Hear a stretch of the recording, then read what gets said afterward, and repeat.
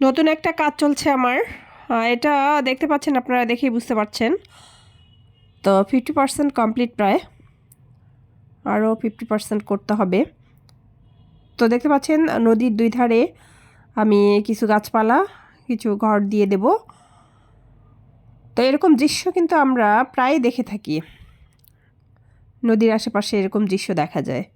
একটু হলেই ঘরটা ভেঙে পড়বে, বাড়িটা চলে যাবে, গাছটা চলে যাবে, এরকম। এবং তাই হয় আমাদের বাংলাদেশে, এরকম দৃশ্য হরহামেশাই আমরা দেখে থাকি।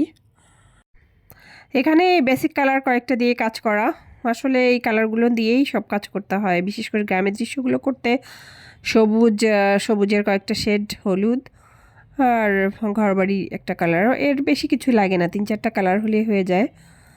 তো বেশি কালার দিলে আসলে ইয়াটা বিশ্রী লাগে, আমার কাছে একটু বাজে লাগে। তো গ্রাম আসলে এত সুন্দর করে সাজানো থাকে সবুজের মধ্যে, তো সবুজের অনেক ভ্যারিয়েন্ট করতে হয় আর কি। তো আমিও এখানে তাই করেছি, এখানে সবুজের সাথে কিছু ব্ল্যাক মিক্সড করেছি কিছু কালারে, আবার হলুদ আর হচ্ছে হালকা সবুজ।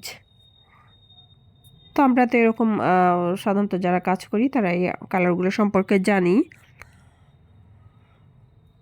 তো আমার কাজটা করতে মোটামুটি সময় লেগেছে। আসলে প্রত্যেকটা কাজে আপনারা জানেন অনেক ধৈর্য সহকারে অনেক সময় নিয়ে করতে হয়। তো এখানে আপাতত আজকে কাজটা শেষ করলাম এতটুকু। কালকে তো দেখি চেষ্টা করে কালকে কতটুকু করা যায়। আসলে ইদানিং আমার ধৈর্য বেশ কমেছে, কোনোভাবেই একটানা কাজ করতে পারছি না। একটু করে কাজ করি, তার ফাঁকে ফাঁকে এসে সংসারের কাজ